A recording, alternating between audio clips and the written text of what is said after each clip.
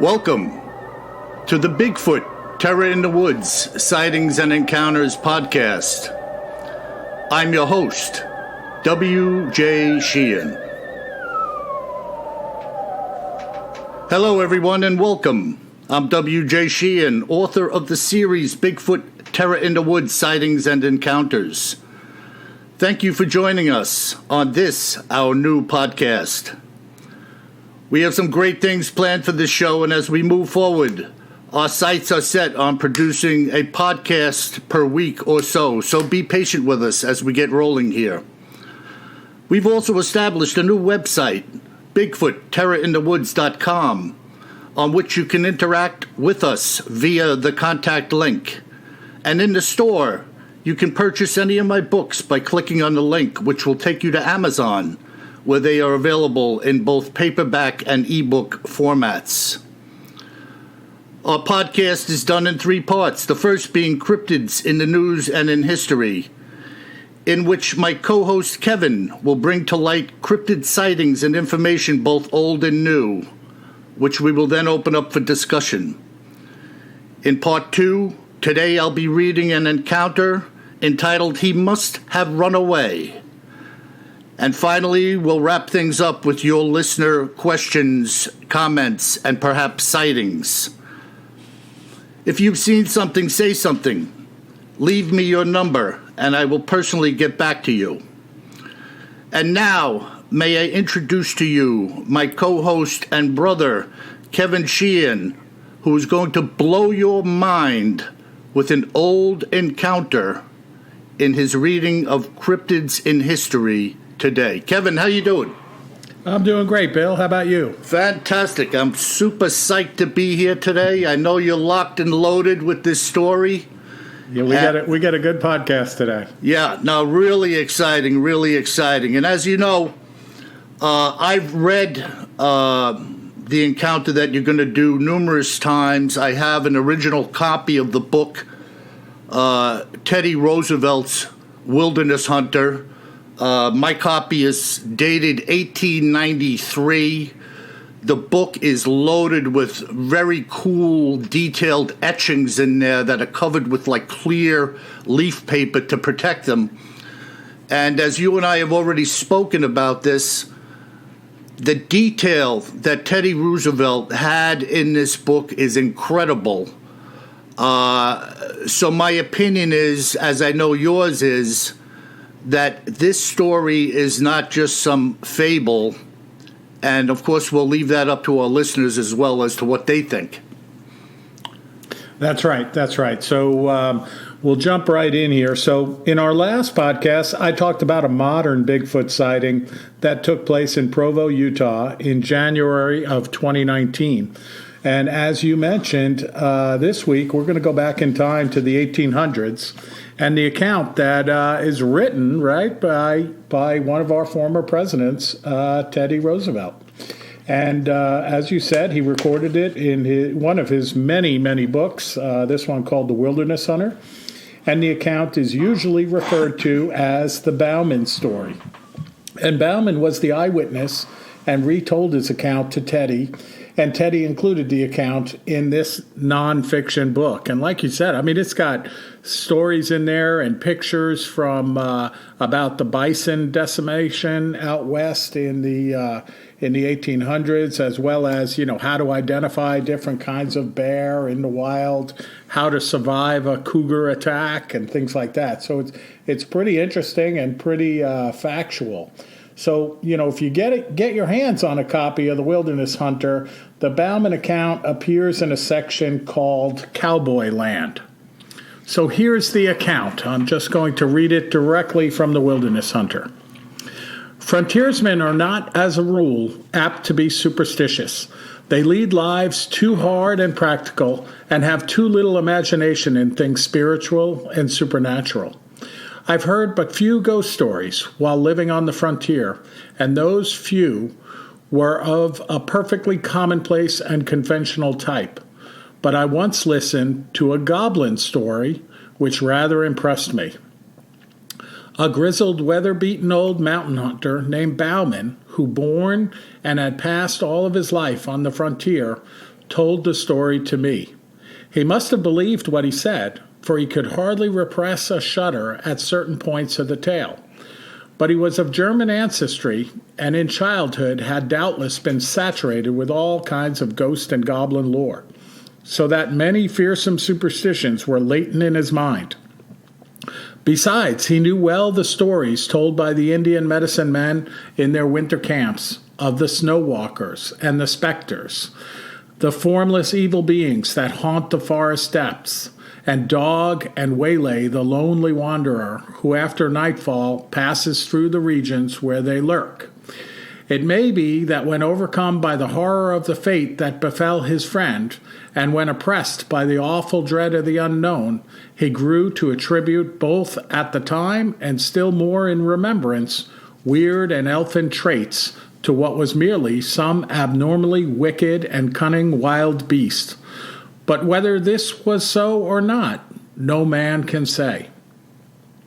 When the event occurred, Bauman was still a young man and was trapping with a partner among the mountains dividing the forks of the Salmon from the head of the Wisdom River.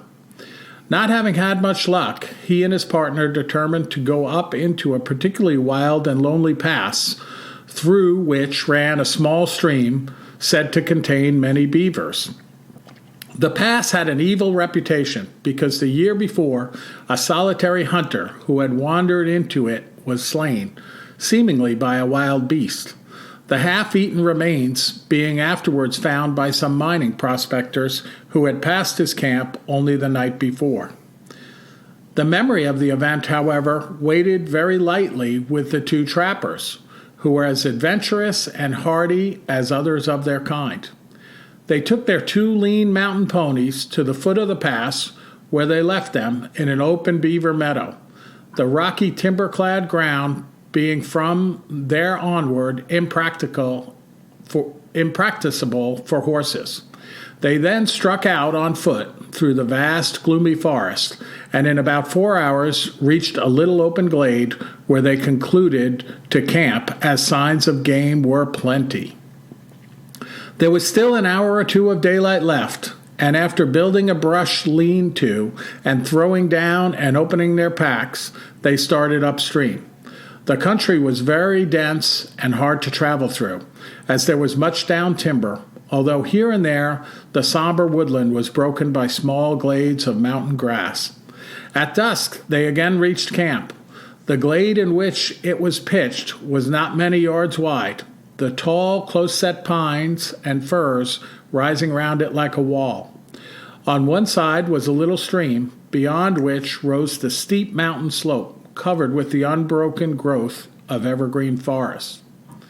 They were surprised to find that during their absence, something, apparently a bear, had visited the camp and had rummaged about among their things, scattering the contents of their packs and in sheer wantonness destroying their lean-to.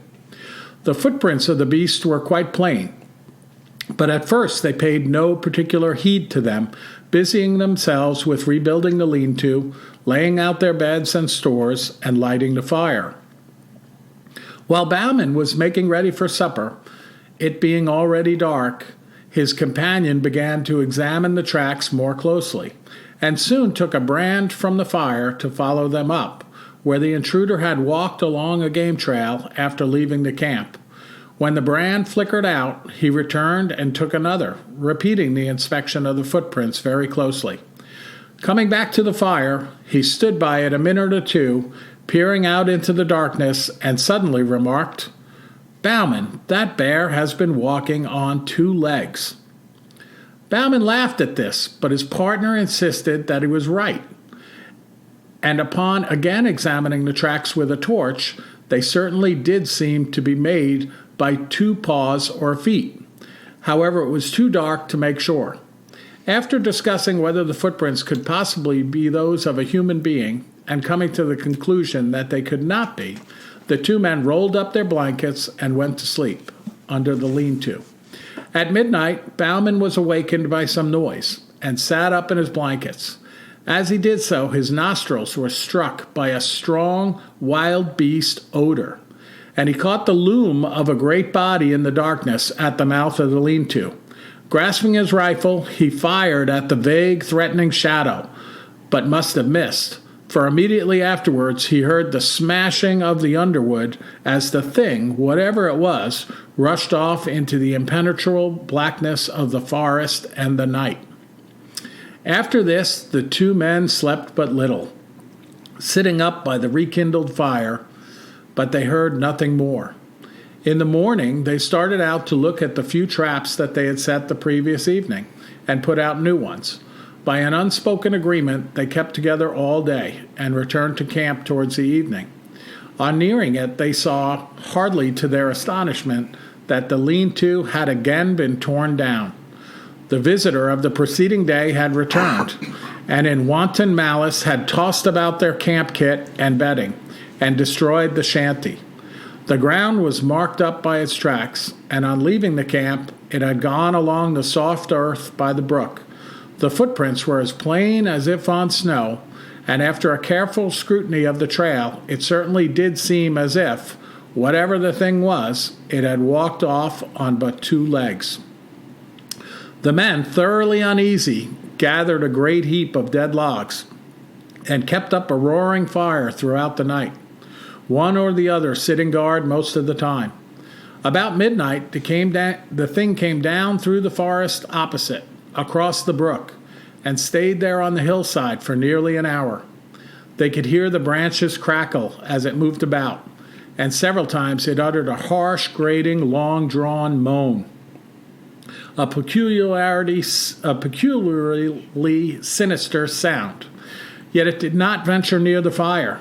In the morning, the two trappers, after discussing the strange events of the last 36 hours, decided that they would shoulder their packs and leave the valley that afternoon. They were the more ready to do this because, in spite of seeing a good deal of game sign, they had caught very little fur. However, it was necessary first to go along the line of their traps and gather them, and this they started out to do. All the morning they kept together, picking up trap after trap, each one empty. On first leaving camp, they had the disagreeable sensation of being followed. In the dense spruce thickets, they occasionally heard a branch snap after they had passed, and now and then there were slight rustling noises among the small pines to one side of them. At noon, they were back within a couple of miles of camp. In the high, bright sunlight, their fears seemed absurd to the two armed men, accustomed as they were, through long years of lonely wandering in the wilderness, to face every kind of danger from man, brute, or element. There were still 3 beaver traps to collect from a little pond in a wide ravine nearby. Bauman volunteered to gather these and bring them in while his companion went ahead to camp and made ready the packs. On reaching the pond, Bauman found 3 beavers in the traps, one of which had been pulled loose and carried into a beaver house. He took several hours in securing and preparing the beaver, and when he started homewards, he marked, with some uneasiness, how low the sun was getting, and he hurried toward camp. And under the tall trees, the silence and desolation of the forest weighed on him. His feet made no sound on the pine needles, and the slanting sun rays striking through among the straight trunks made a gray twilight in which objects at a distance glimmered indistinctly. There was nothing to break the gloomy stillness which, when there is no breeze, always broods over these somber primeval forests. At last he came to the edge of the little glade where the camp lay and shouted as he approached it, but got no answer. The campfire had gone out, though the thin blue smoke was still circling upwards. Near it lay the packs wrapped and arranged. At first, Bauman could see nobody, nor did he receive an answer to his call. Stepping forward, he again shouted, and as he did so, his eye fell on the body of his friend.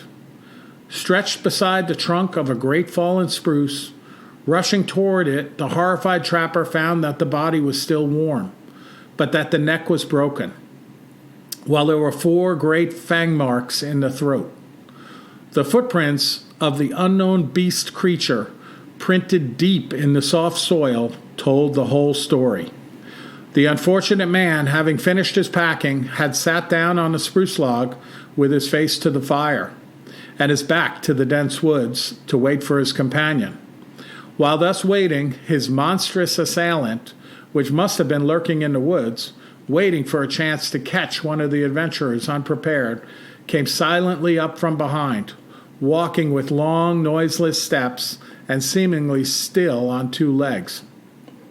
Evidently unheard, it reached the man and broke his neck by wrenching his head back with its forepaws, while it buried its teeth into his throat. It had not eaten the body, but apparently had romped and gamboled around it, uncouth, ferocious glee, occasionally rolling over and over it, and had then fled back into the soundless depths of the woods. Bauman, utterly unnerved, and believing that the creature with which he had to deal was something either half human or half devil, some great goblin beast, abandoned everything but his rifle and struck off at speed down the pass, not halting until he reached the beaver meadows where the hobbled ponies were still grazing.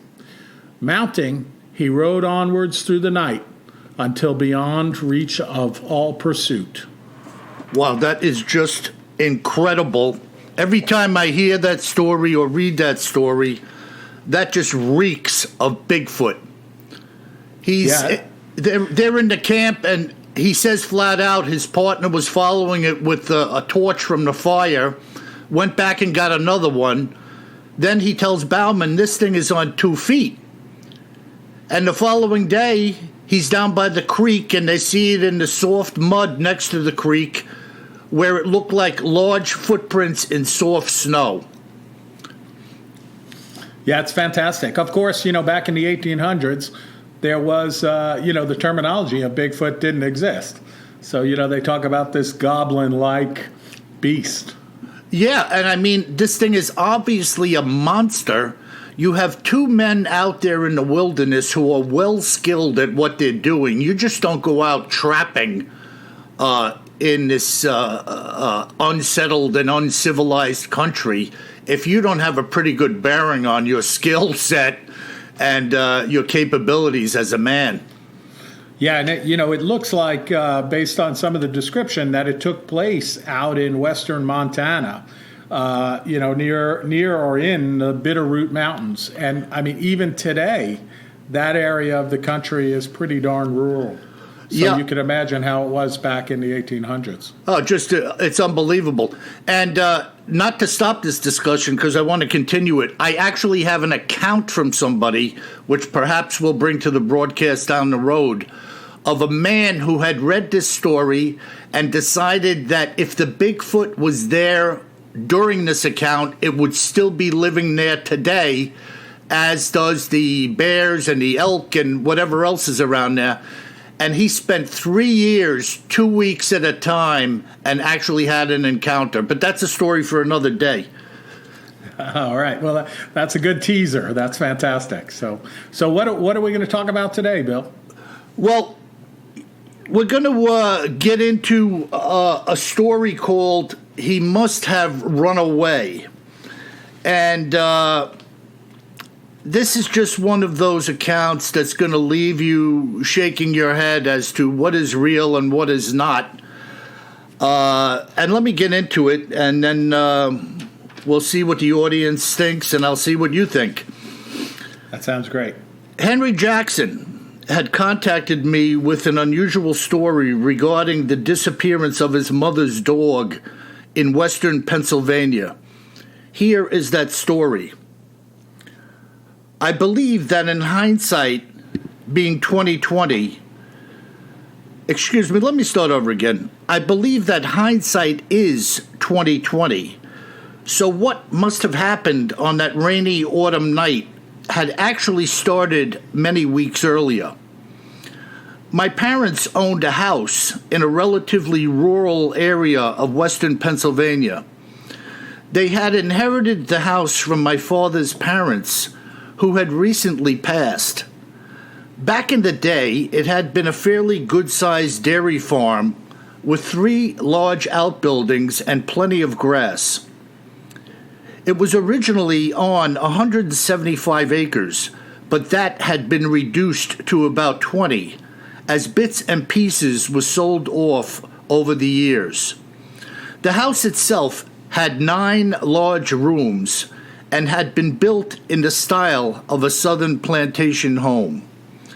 There hadn't been any dairy farming going on here in many, many years, but it was a beautiful home with a wraparound porch that ran across the front of the house and partway down the 2 sides. My mother insisted on living alone on the farm after my father had passed away. Initially, I had considered moving there with my wife, but my wife wasn't in favor of the idea. In order to keep the peace, my wife and I stayed in our current home, which was about 8 miles away from there. In the spring of 1981, my mother had started to make somewhat regular calls about a prowler lurking around her home. On some occasions, someone was even attempting to turn the doorknob. Prior to my father's passing, no such happenings were ever mentioned there, nor had anything of the sort occurred while I was growing up there. I had run over there at all times of the day and night to check things out for her, but I was never able to find anything unusual. I responded to her calls on at least 20 different occasions over a period of only a few months, and she, realizing that this was becoming a burden to me, had started to call the local police instead. At some point, I spoke to the police about her, and one of the officers suggested that maybe she shouldn't be living alone there anymore. I was in total agreement, but in spite of the events, my mother would have none of it. The calls kept coming, so in late August, I told my mom that I was going to get her a dog. Now, my mom was in her late 70s. She liked animals, but she didn't feel like she could walk it properly or take care of it. So I suggested that we would have a trainer work with the dog so that she could let it out alone. All she would have to do is open the door and let it out, and then let it back in again later. After much prodding, she agreed to my proposal. So we bought a beautiful German Shepherd from a local breeder, and she named him Freddie. After this, the nature of the calls changed. Instead, saying that she saw or heard something. The call would always report that the dog was going crazy and barking at a window or scratching at the door while trying to get out of the house, and this went on for a couple of months. Even though she had a dog, I was still going over there to calm her down and do a walk around the property. I told her to let the dog out if she heard something, and he would scare whatever it was off, but she would have no part of it. She thought that Freddie might get hurt. On one of the nights that I got a call, it was raining quite hard outside, and yet again, she said that something was walking on the porch and Freddie was going ballistic. When I arrived, I walked up to the door in the usual way. I noticed wet, muddy prints going around the porch. They ran up and down the entire length of the porch, but they didn't have enough shape to be identifiable. I went in the house and asked my mother if she or the dog had been outside. She said that she let Freddie out prior to sunset, but that she had watched him go out and do his business and then called him right back into the house. Now, I didn't tell her what I had just seen, but this entire ordeal had just taken a turn for the worse. There really had been something or someone on her deck that night, and knowing that, how could I possibly leave her alone? I told her that she would either have to let Freddie out if she heard something, or she would have to move, saying that we got this dog for her protection and that she had to let him do his job.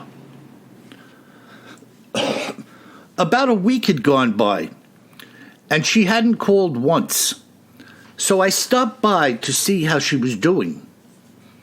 She told me she wasn't going to call and bother me anymore, and I told her that she had to call if she felt she was in danger. This entire situation had gone from bad to worse, and I was beside myself. Once again, I insisted that she had to let the dog out the next time anything happened. On my way back home, I stopped by the police headquarters and told them about the muddy prints on the deck. They said that I had to get my mother out of there, saying that it could be a bear and it might break in at some point. I agreed, but couldn't help thinking about her saying that something was walking by the window. Bears don't walk on their hind feet. One stormy night in the fall of 1981, the phone rang, and I answered it. My mother had a scare and let Freddie out. She said she heard him make a loud yelp outside, and that all barking had stopped abruptly. After which she heard what she thought was a large branch falling on the roof of the house. I drove to her home, went inside, and asked where Freddie was. She was crying hysterically and told me that he had disappeared after the yelp. So I went outside and called him over and over, but he never came. I couldn't see anything. I told my mother to come and spend the night with us and that I couldn't leave her alone like this. The next day, we returned to our house with my wife in tow. My wife took my mother inside of the house while I stayed outside. As I walked around towards the backyard, I noticed some large depressions in the soft grass. There were about 6 of them in a line, and they all held a bit of water from the rain. These were massive footprints of some kind, and I put my fingers into one of them, and it was about 5 inches deep. I could see more shallow prints going out into the pasture, so I followed them out for a bit, but found nothing else.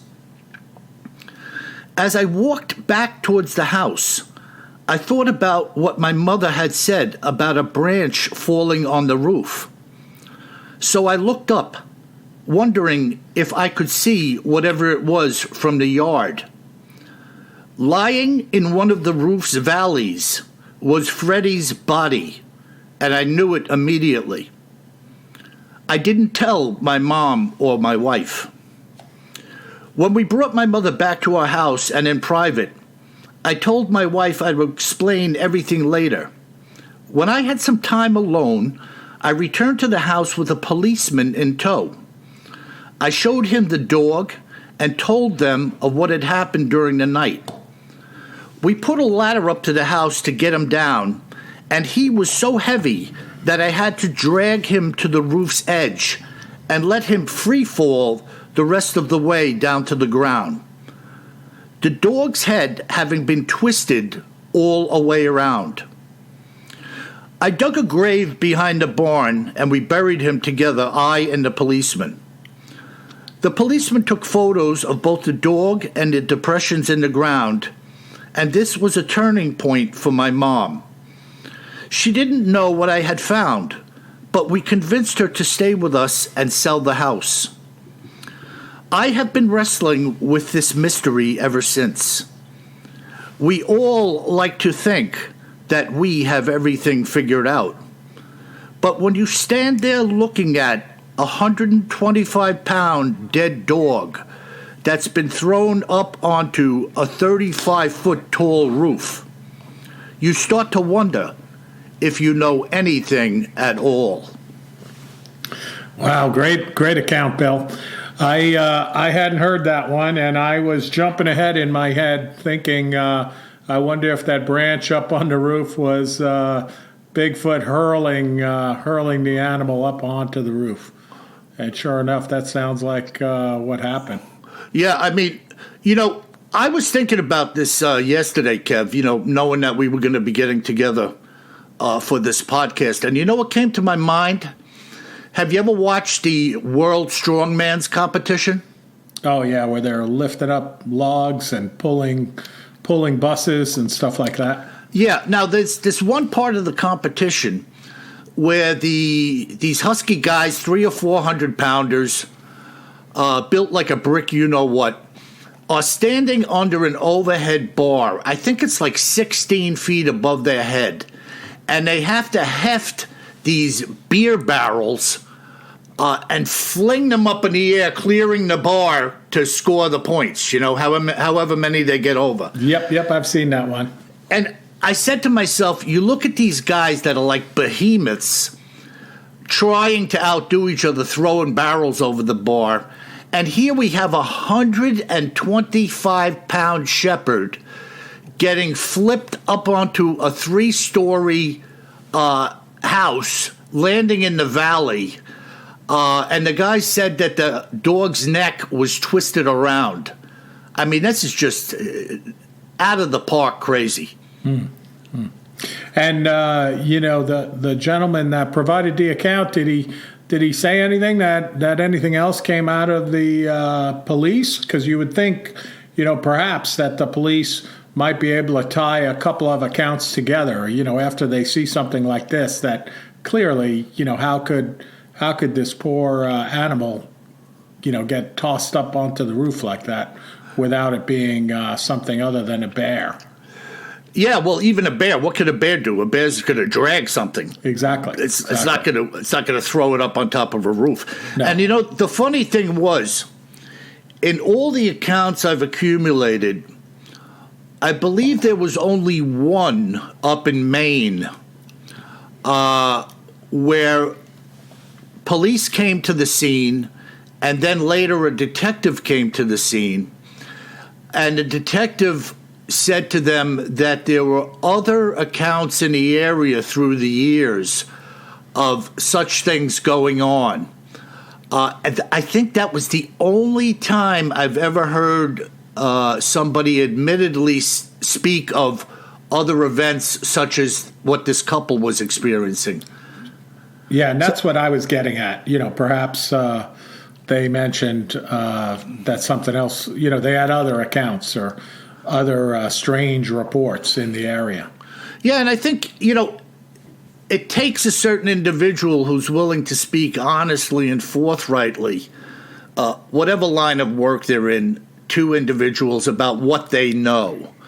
But most people, I think, they just tend to clam up. See nothing, say nothing, know nothing. The old 3 monkey statues. Yeah, and in fairness to the police, it's probably not their highest priority because fortunately only the shepherd, was harmed and the gentleman's mother was okay and moving away. Yeah, and another thing that's odd about this account is, or should I say, another thing that came to my mind about this was, I'm sure that this man was thinking of his mother at some point that she's losing her marbles. Sure, reasonable. All of this stuff, well, she's 77, the doorknob rattling, seeing something in the window, something walking around. And, of course, he came up with, Mom, why don't you move in with us? Or, let's do something else and get you out of this big old house, But it turns out the mother was right all along. She wasn't losing her marbles. She was having an experience with something that is unknown, unregistered, unaccounted for, and nobody really believed her until the son found the muddied prints walking around the deck in the rainstorm. Yeah, I mean, you're exactly right. I don't know who would believe their 77-year-old mother that, or I shouldn't say believe, who would get to the conclusion without a lot more evidence that there was actually a Bigfoot sneaking around on the deck and jiggling the handle on the door and peering in the windows and things like that.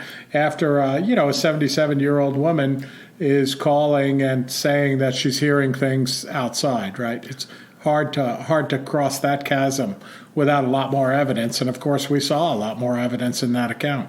Yeah, and he didn't specify his belief or non-belief in Bigfoot, but he did say that he found these large prints that were 5 inches deep in the soft grass. I mean, I've walked around in my own yard after days of pouring rain, and I don't think I'm putting a print in the grass of 1 inch deep. And I'm going, I'm 230, 230 walking around, on a soggy lawn, and I can't bury it an inch. And he's finding prints 5 inches deep. No, you'd clearly lose your shoes if you were leaving 5-inch deep prints in the yard. Your shoes would come off when you started to lift up. Oh, that's excellent. Well, why don't we tip into some of our listener mail here? All right, we got a couple of them this week, Bill, and I encourage everyone out there to send in any observations you have, any questions you have, and of course, reach out if you've had any sightings, and we will get them in the podcast. So the first one is from Down Under, from Reggie in Australia. Reggie says, I love your show and your books, WJ. Why do you think we don't see any Bigfoot down under? Keep them coming, Reggie. Wow. Well, that's a loaded gun. Speaking relative to Australia, I can't say. But if you buy into the, what did they call it, the Baltic Land Bridge going across the Bering Sea? Yep. A lot of people think that some of these creatures came across that before it was severed. And if you look at the map of the country where the majority of the Bigfoot sightings occur, it definitely seems to be more condensed up in the southern Alaska, Pacific Northwest region, almost as if one might think they found a home there and liked what they came across, so they stayed. But of course, now we have sightings all across the country, which could also make sense that things spread out over time, But why there are no Bigfoots in Australia, I have no idea. And I don't know if there is a record of a Bigfoot sighting in Australia. Have you heard anything about that, Kev? I haven't. And I've been down to Australia a couple of times. I haven't even heard anyone talk about it down there. So it's an interesting question. We'll have to look into it a little bit more, Reggie. All right, and the next one, Bill, is from Tracy. She doesn't specify where she is, but she says, I love all your accounts, but what do you think happened to the body in your account, The Cargo, which I heard you read on YouTube? Wow, yeah. So what happened to the body? That's the big question, right? People say that no bodies have been found.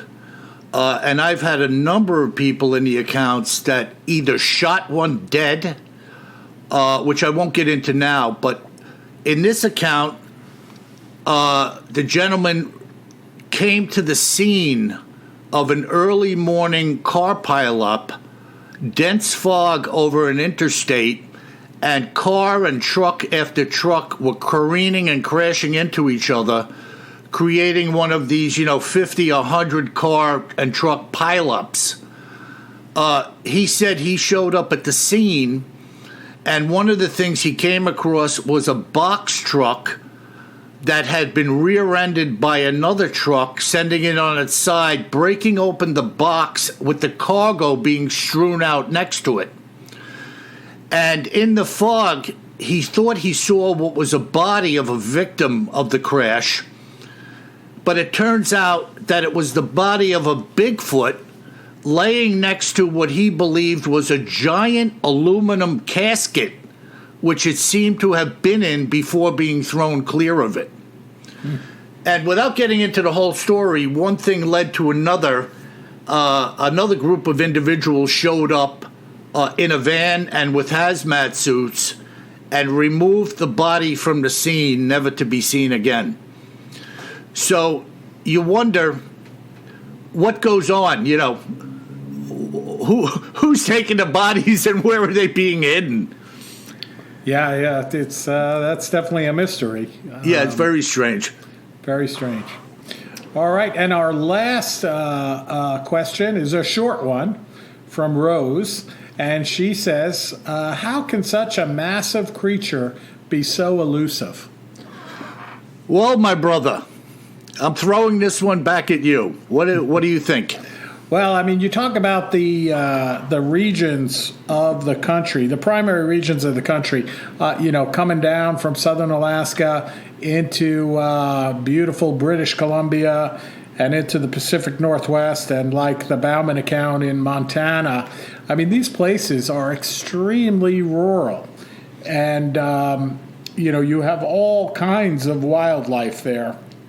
So I think, it is quite possible that these creatures could be out there, and you're just the population density, even of hikers and hunters and trappers, isn't great enough to come across them at a very high frequency. But yet we do have a lot of evidence of sightings over time out there. Again, going back tonight to the cryptid story into the mid 1800s, and certainly last week's podcast.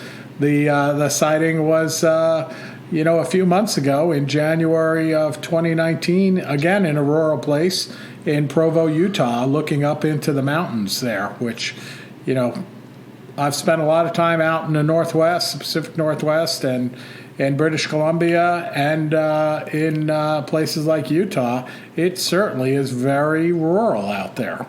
Not many folks around. Yeah, and what was interesting also about that Provo, Utah sighting you went through? This creature apparently had no second thought about nearing this town. The view of it up on the hillside there, it obviously could see the buildings and structures where these people were standing. It seemed to be like houses around there, maybe some stores. And this thing was in broad daylight, standing on this ruddy hillside in full view of whoever may see it or not, apparently unconcerned about being seen or in fear of anything. I mean, I don't think they're on the same page we are. No, and it came in like in that sighting, it came in over some very harsh terrain or down some very harsh terrain. So, in a lot of these sightings, you hear of them approaching, in a fairly stealth fashion, but also from the wilderness side of the encounter. Even in the Bauman encounter, right, coming down the harsh mountainside to the campsite. So it's kind of, I think that they know what they're seeing. They've seen it before. They have surprise and a bit of camouflage on their side as well. And then they have the escape route of, some very, very steep wilderness, very steep and dense wilderness as well. Yeah. Now, another interesting thing about Bauman's account, I wish, woulda, coulda, shoulda. He said that this creature sat on the hillside for an hour. Right. So they had this thing in full view. Otherwise, how could he say it was sitting there for an hour unless they could see it the whole hour? Yeah. The other thing, which comes across in many accounts, twice during the Bauman account, he stated that they had the feeling they were being followed. This is this intuitive sixth sense that is in every human being, I believe, but it's a question of whether the human allows it to be developed. They felt they were being followed, and the two of them made the critical error in separating one from the other, which inevitably led to the demise of his partner. Yeah, and it's interesting too. If you read the account carefully, which I know you have, Bauman talks about when he's walking back alone, how you can't even hear his footsteps. It's so quiet as he's moving through the forest, but yet whenever they talk about the sense of being followed, they can hear the twigs snapping and wood cracking and things like that, which also gives you the impression of the size and scale of the beast. Yes, and also perhaps some of the cracking was deliberate on the part of the Bigfoot. Maybe, we hear a lot about branches snapping and making a ruckus in the woods, whether it's an intimidation act on the part of the beast, or kind of like a war party brewing where it's just getting gassed up before he leads his attack. Yeah, good point. Good point. Well, we had a good story from yesteryear, from the 1800s, and a great account from Western Pennsylvania, and then some good listener mail as well. But I think that probably brings this podcast to a wrap for this week, Bill. Yep, and as we leave your listenership for today, may I remind you of just one thing. Always carry more gun than you think you're going to need. Sleep tight.